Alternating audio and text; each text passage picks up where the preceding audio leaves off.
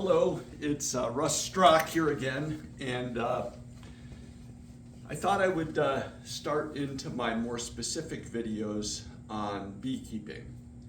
And I'll have maybe 5 to 10 short videos. I'll try to keep them under 10 minutes on just some of the key things that I have learned that I think are worth sharing for those of you who may be interested in starting a new hobby, or maybe learn some tips for those of you who are already into the hobby. I'm just a backyard beekeeper. I keep about a handful of hives. This year I have 7 hives going into winter. Last year I had 6. I've had a number of successes and failures in my beekeeping adventure, and again, I'm creating this channel, calling it SSS, to keep things simple, relatively sustainable, and in my suburban setting, and hopefully it will apply broadly to those who may have similar interests and locations. So with this video, I thought that I would focus mainly on some of the setbacks, false starts that I experienced in my first couple of years of beekeeping, and hopefully by sharing these I can help others avoid some of those same setbacks. If you watch YouTube, and particularly beekeeping, you'll learn that there is no one way of keeping bees. So what I'll share here are my experiences, setbacks, false starts, in hopes that you can avoid these problems too. The first one I'll start with is buying packages of bees. Bee packages usually come in a box like this. There's usually 3 pounds of bees or so in here. They come with a queen in a queen cage tucked inside, and with a feeder placed also inside this box. These are relatively cheap, maybe 125, 30 bucks. And there's processes, websites and stuff on how you get those bees from the package into one of your hives. I did that for about 3 years. I bought those packages, sometimes 2 or 3 a year. 1 year I had a package make it through the winter into the next year, but otherwise all of my packages of bees died. There are other factors that could have led to the bees dying other than them being packages, but those bees are typically brought in from some southern state, maybe California, but often from Georgia. The bees are shipped up here. You get them earlier typically than, say, a nucleus hive, a nuke hive. But I would say one of the false starts, one of the setbacks I've had was relying on those packages of bees. Again, for those of you who have watched my first video, I am a retired biologist, a fisheries biologist, but I try to bring some of the biology, some of the habitat, some of the understanding of ecology, to beekeeping. So after about year 3, I moved to buying a nucleus hive, local bees with a local queen. And I do think that the local genetics is important regardless of where you are. As I said in the first video, I am located in Southeast Michigan. It is January 21st, 2025, and it is only 4 degrees outside right now. So our bees locally here have adapted to tough winters. They've adapted to the flow cycle in the spring and summer, the honey flow or the nectar flow. But I've had much better success using these Jester bee boxes, these nucleus hives, buying them locally. They're a little more expensive, but usually for 175 bucks or so, under $200 anyway, you can get a nucleus hive. I've also had success getting bees through winter buying a full hive. Sometimes you'll see on Facebook or Craigslist somebody selling a whole hive, and usually for 300 bucks or less you can buy just a whole hive of bees. That has worked for me too.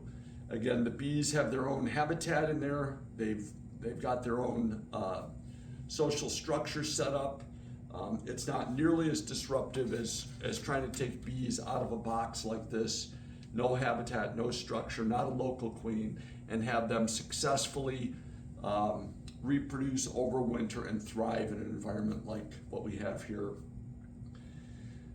It is going to be below 0 tonight, maybe 10 below, and the next several days the forecast is in single digits. So these bees, have to be somewhat adapted to be able to handle the cold. Another setback that I want to talk about a little bit is moisture. Most of the beekeeping channels and information you get will talk about putting some kind of quilt box on top, moisture board, keeping the hive tilted forward so that the moisture generated by the bees creating heat, doesn't fall directly on them, but instead it rolls toward the front of the hive.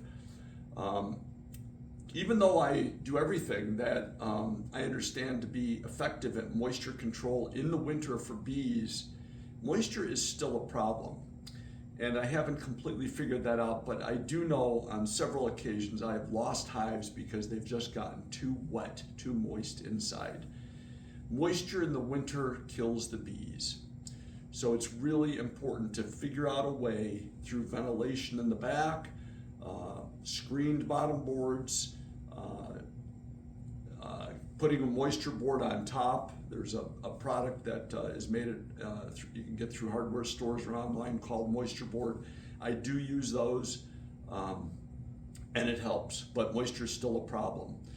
I use the mountain camp method with sugar on top in the winter, a piece of newspaper underneath, and I just check the bees before this cold snap, and that newspaper was wet, the sugar was all damp, and getting crystallized from the moisture that the bees are creating. So moisture is a problem and it has to be watched. Another setback, another issue, it's kind of obvious, but it's food. And most beekeepers understand going into winter, you need that hive to be very heavy. Some people say 80 pounds or so, but a single deep body hive needs to be so heavy that it takes a lot of force just to lift it. I try to get my bees into fall with the goldenrod flow to have a very heavy hive, lots of stored food for the winter. But I still, in January, late January, mid-January, I put newspaper down, I put a shim on, I put just pour raw sugar on top, pure cane sugar, and use that as a backup in case there's not enough. So some of the setbacks then and false starts that I've had, number one is using the packages of bees. For me, they just didn't work. Not having a local queen, again, the combination of the package with a non-local queen, it just didn't work. What did work was buying nucleus hives, a couple of nukes, I bought 2 full hives in deeps. Those worked and I got bees through the winter. Last year I got 5 of my 6 hives through winter. Not having sufficient food is another key issue. So I have now resorted to not risking it. Mid to late January I will check and I'll put newspaper and pour sugar over the newspaper. And the moisture is another big issue, and I still need to work on that a bit, but tilting those hives forward, making sure that there's vents both on the bottom through the entrance, maybe a screen bottom board, but also openings toward the top for the air to move through. The bees seem to be able to handle the cold. The last setback that I want to talk about, again, being sustainable, being a biologist, is I wanted to try getting bees through the winter early on without mite treatments. So I did not treat for mites the first couple of years, and that didn't work. In a future video, I may get into my integrated pest management approach, where I don't use just one tool for mites, but I use several tools, including brood breaks. And I'm a strong believer in breaking the brood cycle to disrupt the life cycle of the mite, and the mites reproduce under the caps of the bees, the capped brood of the bees. So if you provide no place for those mites to reproduce, their populations decline. So one of the things I have done is I've used both oxalic acid, I've used brood breaks, and I use Formic Pro, Formic strips, and I've had much better success getting the bees through winter. Again, a setback here, I did buy one of these oxalic acid vaporizers, a cheapy one. You put the oxalic acid in this little dish, use a car battery, and sort of nebulize the vapors of the oxalic crystals into the hive. Relying only on this method is not sufficient for me. It only kills the mites that are not behind the capped brood, and that means you have to do this, multiple times a season.